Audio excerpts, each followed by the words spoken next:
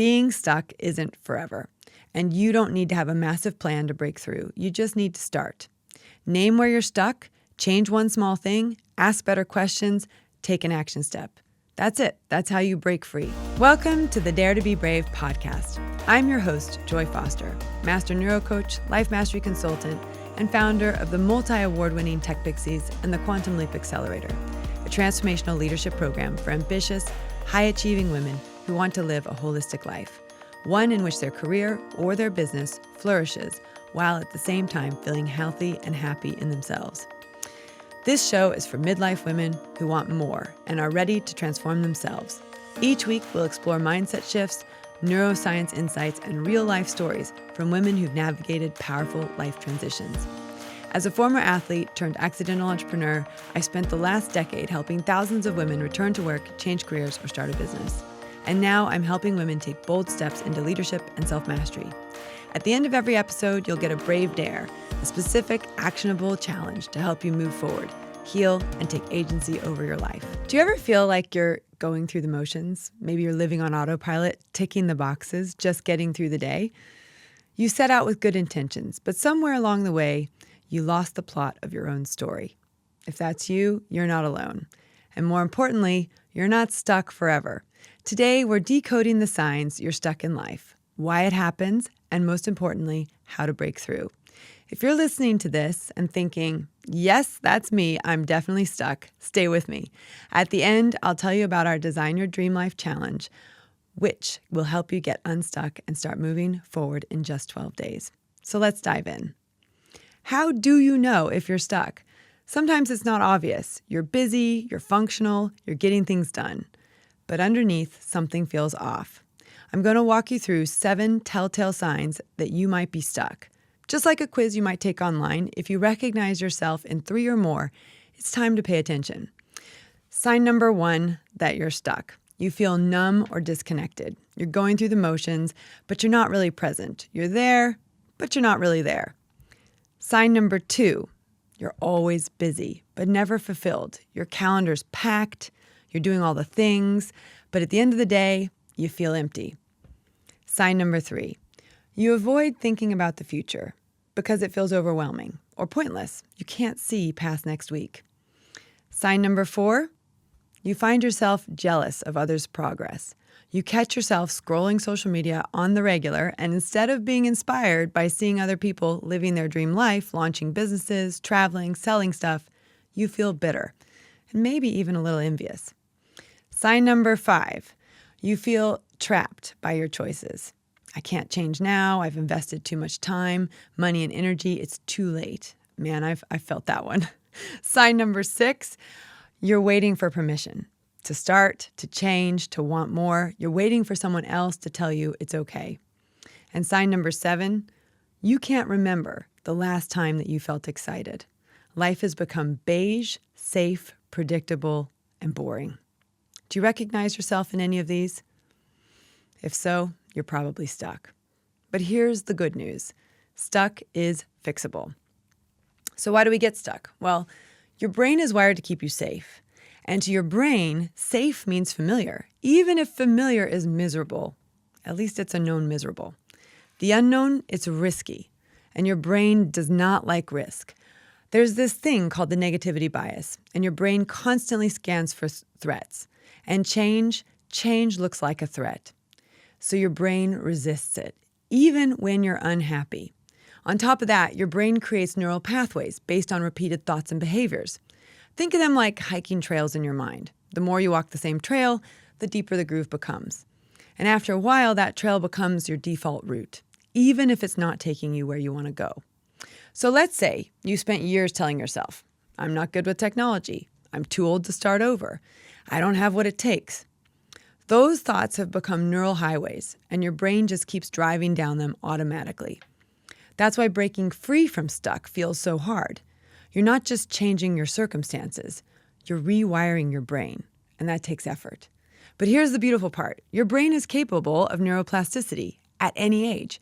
You can create new pathways. You can teach your brain a new route.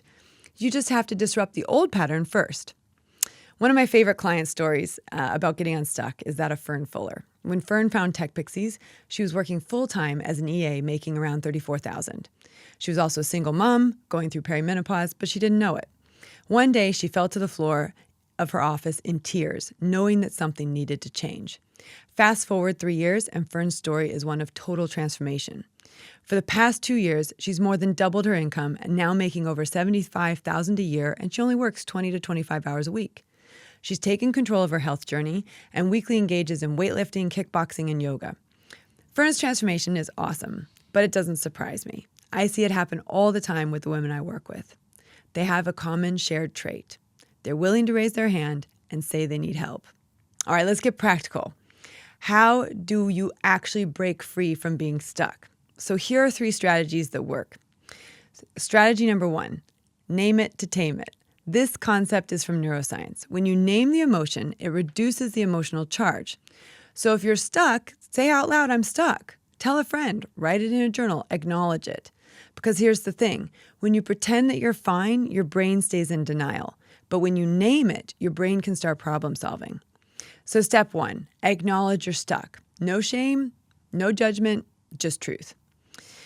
Strategy number 2, do one tiny thing differently. So remember those neural pathways that I mentioned, the hiking trails in your brain? The way that you disrupt them is by doing something, anything differently. Doesn't have to be big. Take a different route to the shops. Listen to a new podcast. Have your coffee at a different time. Wear something you don't usually wear. Why? Because small changes signal to your brain that change is possible. And once your brain realizes you can handle small changes, it starts to believe that you can handle bigger ones. So what's one tiny thing that you could do differently this week? Strategy number 3, ask better questions. Think of your brain like Google or ChatGPT. Whatever question you ask it, it will try to answer. So if you're asking, why is this happening to me? Your brain will give you a list of reasons why you're a victim. But if you start asking better questions, like, what is this teaching me? Or what do I actually want? Or what's one small step I could take today? Your brain will start giving you better answers. The quality of your life is determined by the quality of your questions. So start asking better ones. All right, it's time for your Dare to Be Brave moment. This is where I challenge you to do something brave this week. So grab your phone or a piece of paper or just think this through in your head. Here, there are 4 simple steps. Step 1, write down an area of your life where you feel the most stuck. Is it your career, your relationships, your health, your sense of purpose? Just pick one. Step 2, ask yourself, what's the story I keep telling myself and why can't I change this? Write it down. Be honest. Maybe it's I'm too old, or I don't have the skills, or I've already tried that and it didn't work. Doesn't matter.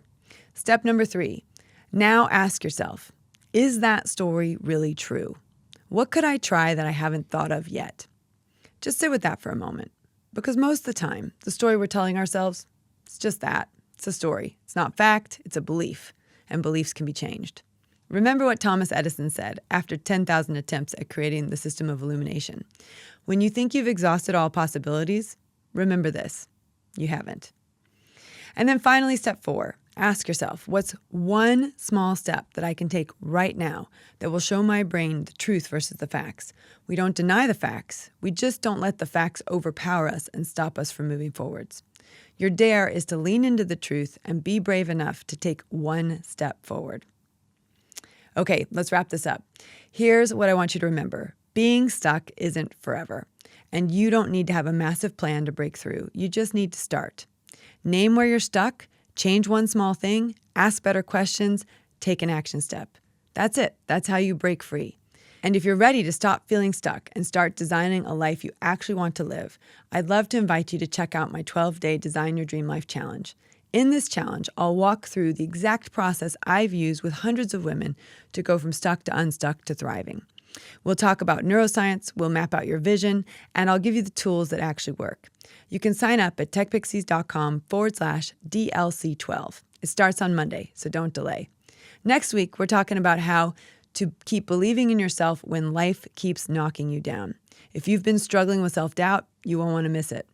Until then, keep daring to be brave, and thanks for listening. Bye for now. I hope you enjoyed this episode of the Dare to Be Brave podcast. Make sure to rate it and subscribe to the podcast so you never miss an episode. New episodes are dropping each week, and I can't wait for you to tune in next time. Until then, be brave, and thanks for listening. Bye for now.